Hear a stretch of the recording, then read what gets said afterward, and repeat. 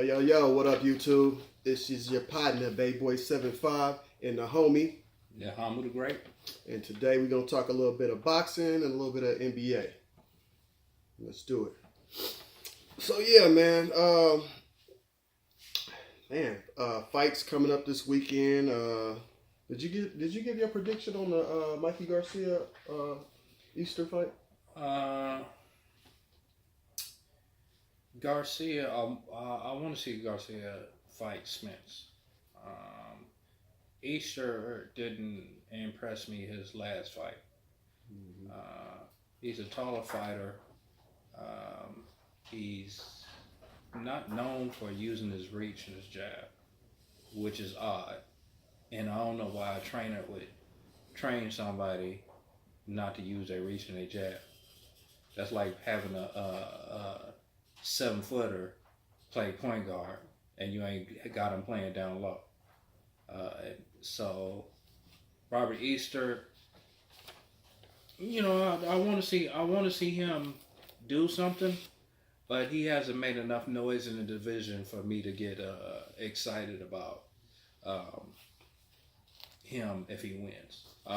If he wins, does it make it a whole lot interesting? Yeah, it makes it a lot interesting because Easter's name is going to be brought up in a lot of topics of conversation. But Garcia thinks he can beat him, and his brother Robert Garcia thinks he can beat him too. So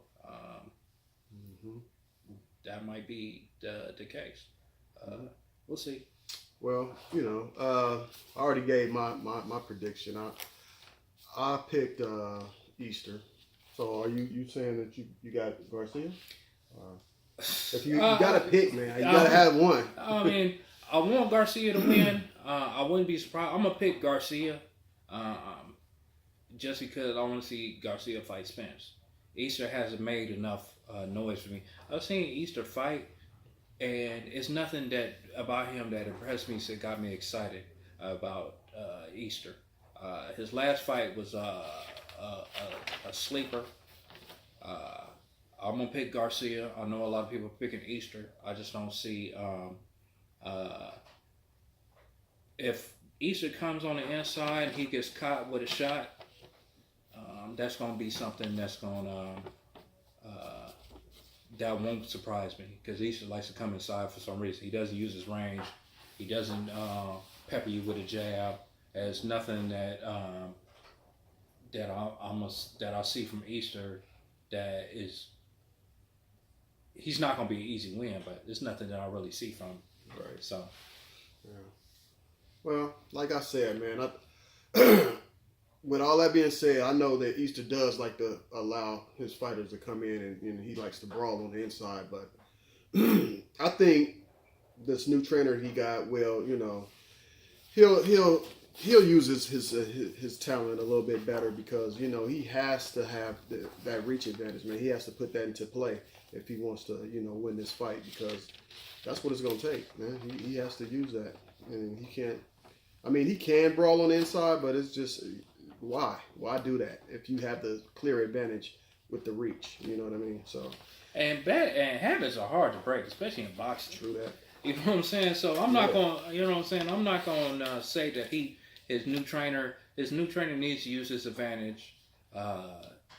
Pepper him with the jab, use his distance, use his reach and his height, use his speed. He has all those advantages, but somehow he wants to get in there and start brawling with the dude and stuff like that. It's not necessary. Right. And you can get caught with a good shot, just like when Sergio Martinez fought Paul Williams a few years ago. Paul Williams got caught with a clean shot, knocked him clean out.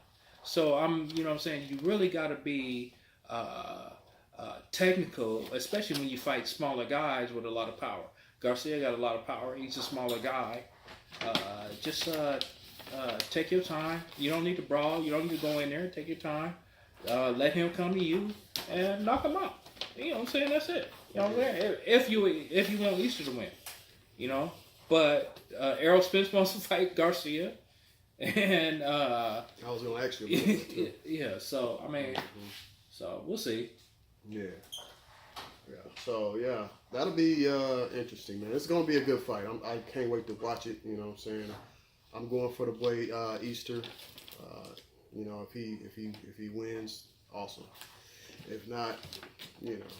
But they say Garcia wants to fight Spence, and you know, if Easter was to beat Garcia, I think all bets are off on that fight. I don't think that, you know, what would Spence want to fight him for? I mean, it's no reason for him to want to fight him right now anyway. I mean, because either way it go, it's not like he has anything to offer Spence. You know what I mean? I mean, Spence is he's, you know, on a whole nother level than Mikey Garcia.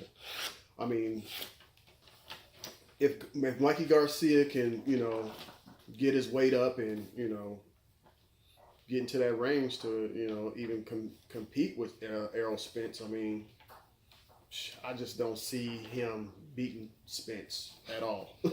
There's no chance. No way There's no whatsoever, chance in you know. hell that Marky Garcia gonna beat Spence. Yeah, but what if he did though? You know, this is boxing, so you know, what if he did? What if he did get lucky and catch Spence slipping and you know and knock him out? You know, I mean, that's all. That'd be all bad. That'd be all bad for Errol Spence. I mean, it's kind of like,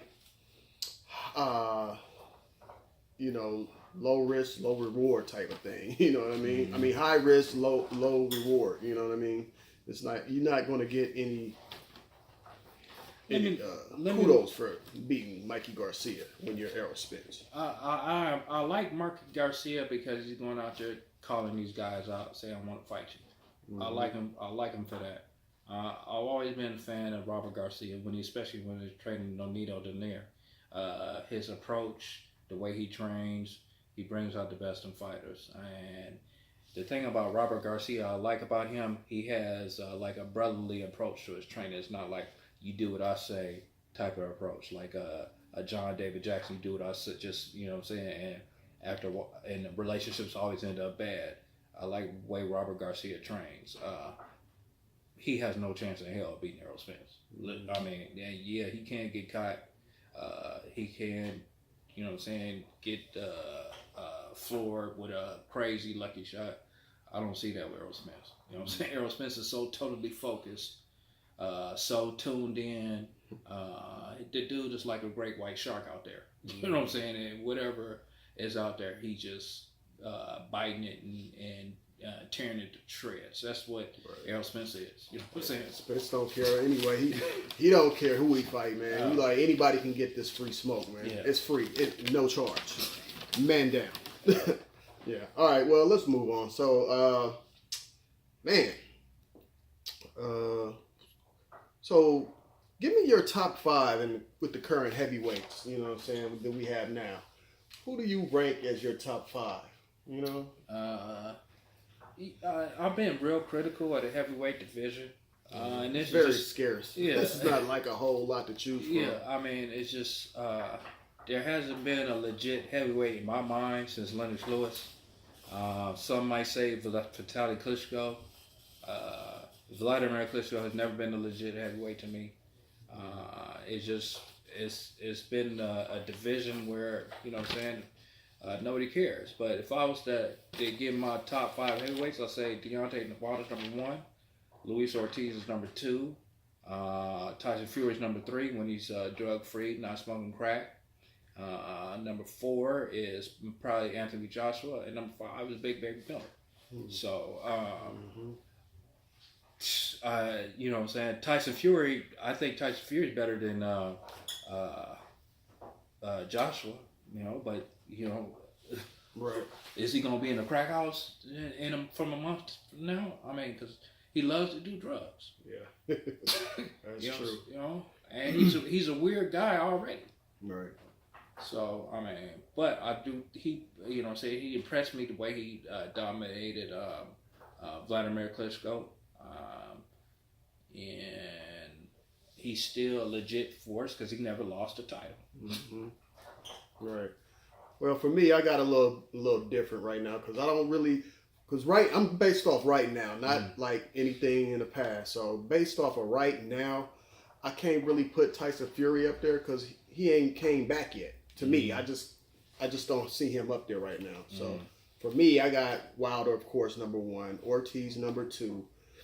this is where it gets kind of tricky at, because you got Anthony Joshua. I got Anthony Joshua at number 3.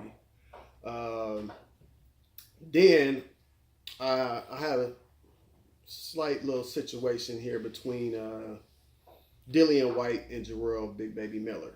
So I'm going to go with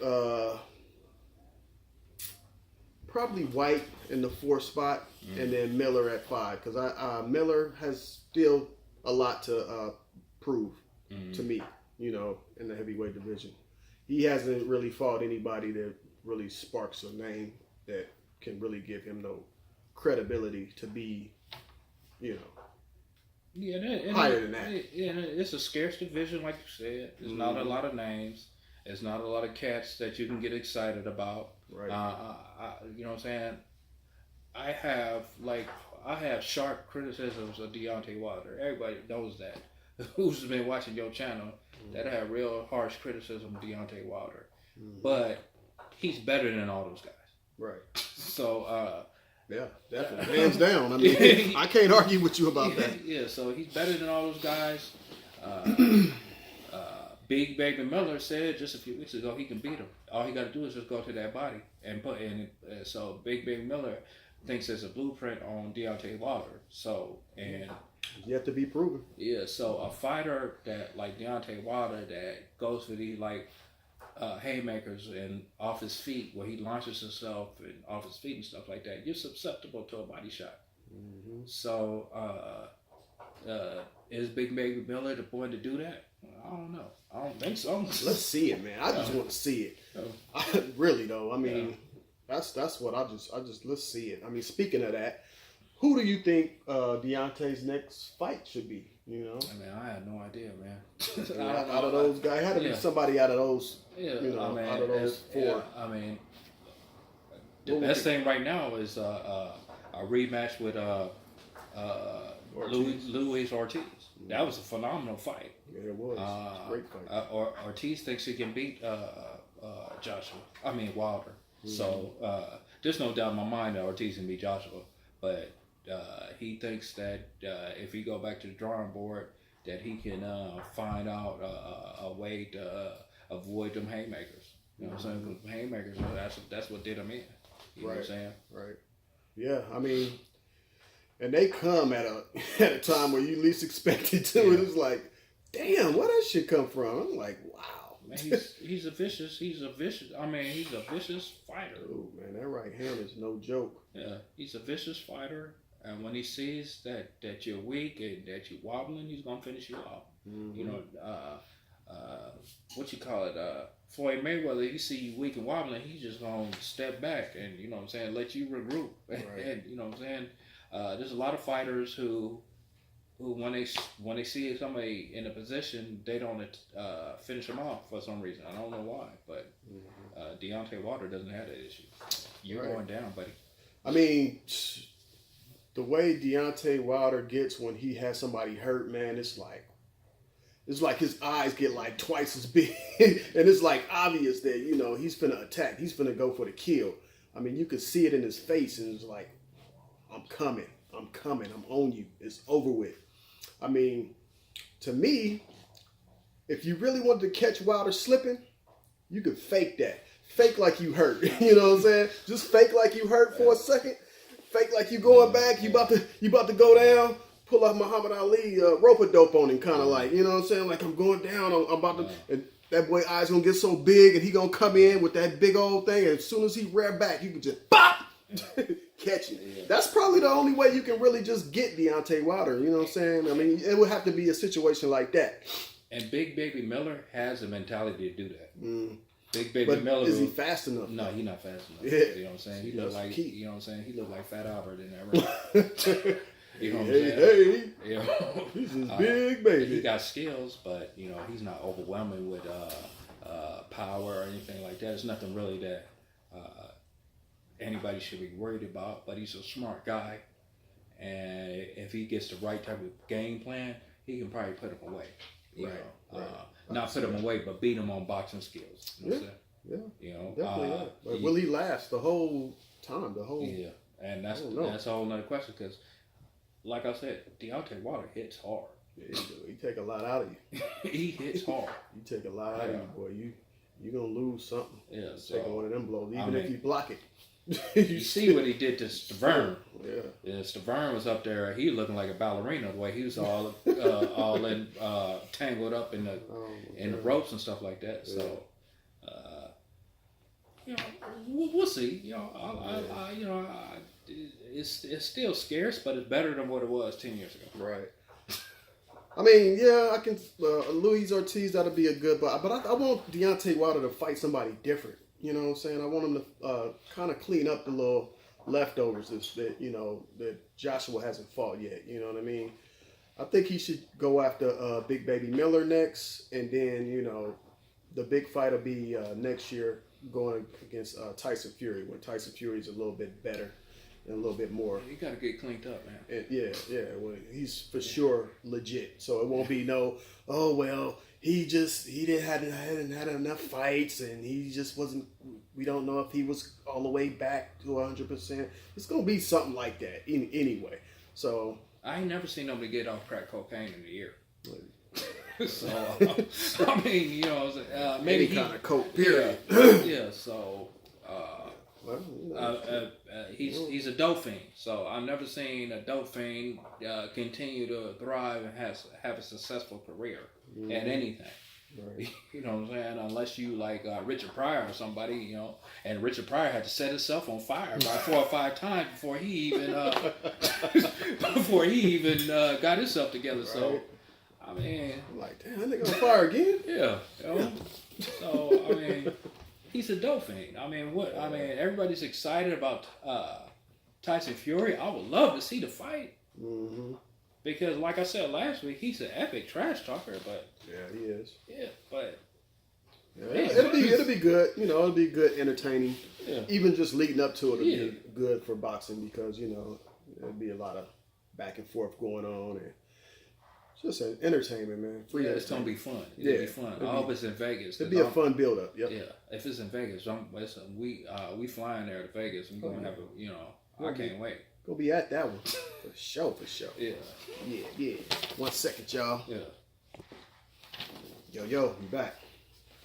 All right, now about to get on some basketball for a second, y'all.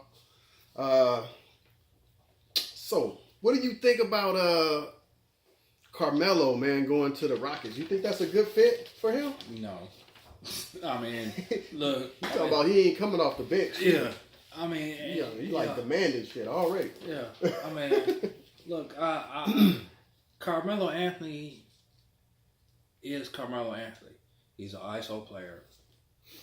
You get the ball to him. Everybody spread out. He's not passing it. You giving the ball to him, hoping he's going to score. And dominate. Those days is over.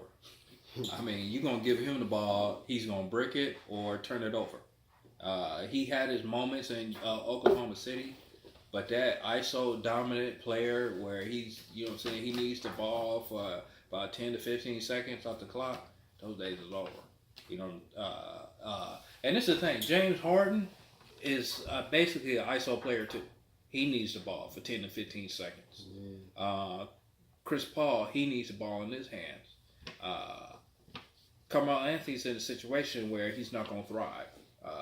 He'll do well on a bad team where the players are still gelling and he can be like a coach on the floor type player. But as far as him helping the team win it, like a missing piece to a championship, hell no. Hell no. And, Carmelo Anthony, in my mind, has never been like a top NBA player. He's always been a top scorer, but he's never been like a top dominant. Not a two-way player. He'll give you what you need on offense, no doubt. But how much are you going to sacrifice and give up on defense? You know what I'm saying? He's not no defensive player. Period. And he's not a slouch. No, you know what I'm saying? Not at all, but he's gonna give you what he got. He's not no Trevor Ariza on defense either. So that was a big loss for him, I think. But I don't know. It might work out though. I mean, if they gotta pass more. You know what I'm saying? They have to pass more, a lot more. I mean, you can't nobody be selfish on that team. You know, you have to be. You know, you have to move the ball. And I was wrong about the Rockets because I didn't think that was going to work with Chris Paul and James Harden. Yeah. And they made that work. It was fun to watch. They did that. They were whooping everybody's ass. It was fun to watch. I ain't gonna lie, I was nervous. Yeah, I was nervous too. Watching them and the Dubs in that championship. I mean, Western Conference game. Man. Yeah. Woo. So nail biters in that one. So D'Antoni's system is we're gonna put the basket in the hoop as much as possible. We do what we can on defense. I was surprised at what they played defensively. That was another thing that caught me off guard. And they got a, you know what I'm saying, they get a hard on when they see the Warriors. Oh man. So will this Carmelo Anthony help? Yeah, he'll help. Will he help? Is he the missing piece of the championship? I don't think so. But it's to be determined. We don't know. So I mean, we was both wrong, no? Yeah, we was wrong last year. I didn't think it would happen, but you know, they did way better than I expected them to do. I didn't think that just the addition of Chris Paul would make that big of a difference, but it made a hell of an impact. It made a hell of an impact. And I mean, if he wouldn't have got hurt, there's a strong argument that they could have beat the Warriors. Yeah, you know, because either team would have whooped Cleveland's ass. Oh yeah, no doubt. Yeah. I think Cleveland probably would have had a better chance going against them, though. Yeah. I mean, they probably would have won at least a game, you know. But, yeah. So, shit. Yeah, I don't know, man. But the thing about when you play the Warriors, what a lot of teams are running into is you can't make mistakes against the Warriors, especially in clutch time. If your shot is off in the third and fourth quarter, that can cost you the game because the Warriors are like piranhas. When they seeing that you not playing at your best, right? They all over you. And when Houston missed them 27 threes in a row, I mean, that's you cannot do that against the Warriors. Oh hell no! You can't. You just can't be. You gotta. It ain't working. After 10, 15 threes, you need to be like, we need to do something else, y'all. Let's pound the ball inside the Capella. Let's wear they metal down. Let's get some fouls. Let's get to the line to slow this game down. Mm-hmm. You still trying to play the way you playing. It don't work like that. No, not at all. Not at all. Oh, so check this out. Kawhi, man, is in Toronto, right? So what if they mess around and get to the finals? You think he would sign back with them and give it another shot? Look, I've been to Canada. Canada's a wonderful place, man. It's a beautiful place. The people are friendly. It's very different from the United States of America. Right. I mean, and I heard Toronto is like a first-class city. It's a first-class city. Top tier. And you know what? Black people can drive down the street and not even get pulled over. You know what I'm saying? Shit. So I might do it there. So you know, look, man, Canada is a good place, but it ain't home. You know, it ain't home. And there's so no place like home. Yeah, so Kawhi is from that area. He's expressed interest in playing. Wait, Kawhi is from LA. Right? Yeah. Right. Yeah, he's expressed interest in playing for the Clippers or the Lakers. Right. LeBron, he's so thirsty for him. He would love to. You know what I'm saying. He would love to have him. So I would rather see him on the Clippers because it's essentially LeBron and Kawhi both play the small forward position. So I don't see how that would work. Well, with the way basketball is now, man, positions don't even matter. You just put your best five players on the floor. You know what I mean? So you just put your best five in. All that position stuff don't even matter, man. It's just that don't even matter. There's really no true positions anymore, anyway. Really. Yeah. I mean, because you could put five smalls on the floor, and you know. And dominate the game, you know. And that's what the Warriors did against the Pelicans in the playoffs. Mm-hmm. They just started their best five players. Yes, yeah. And whooped them. Yeah. Look, right now, for me personally, Western Conference is too top heavy. Mm-hmm. You got too many superstars playing for too many teams in the West. And then I even heard that Damian Lillard might join the Lakers and all these other rumors and stuff like that. So Kawhi can be in the East, and maybe he can change things. I'm still not. I still don't think he's a top 5 player. Just me personally, I don't think he's the top 5 player. I think he played with a top 5 coach and a top 5 system. Now that he's not under Popovich's coaching, his tutelage, his strategy, what's it gonna be like in Toronto? I would have more faith in Kawhi too if Bernie Casey was still there, because Bernie Casey kind of coaches like Popovich. Mm-hmm. So, because Bernie Casey likes to play a lot of different players. He likes to go deep in the bench, and he likes to, pass the ball around. He likes to do a lot of different things, just like Popovich. So, I don't know, man. It's just I like to see Kawhi Leonard stay and just prove himself as a player, that he can be somebody without Popovich. Right. And LeBron, I don't. LeBron just wants everything to go his way all the time. That's why I'm so glad Paul George didn't sign when Paul George said, you know what, everything got to be about this dude. Mm-hmm. So. Yeah, I don't know if Kawhi wants to play with LeBron. I think if he does go to LA, he might choose the Clippers. So there's a good shot that he might even stay in Toronto, man.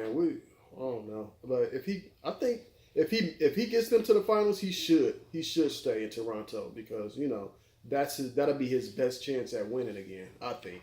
Yeah, like you said, the West is top heavy.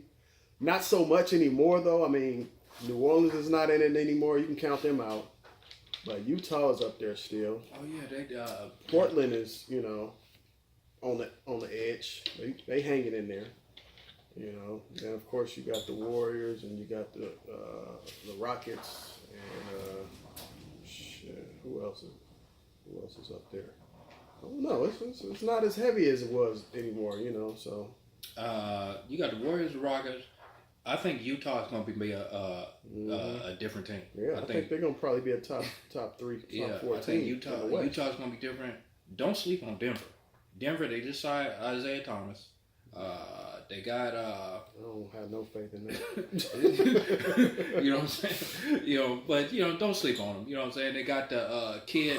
They got the kid. They got the kid from with all the back injuries and went to Missouri.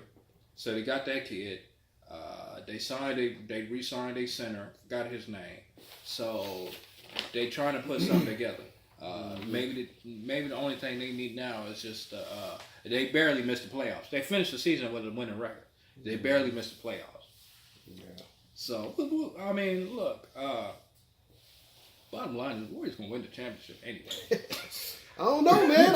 You know what? Everybody think that right now. I don't know, man. I think they tired, dude. They tired of winning. They tired of winning. Well, not tired of winning, but just those long seasons, man. When you playing deep in the playoffs like that for 4 consecutive years, I mean that shit gonna catch up with you. I wouldn't be surprised if they got knocked off in the playoffs this year, man. Just being honest, But we shall see. They are the favorites. Yeah.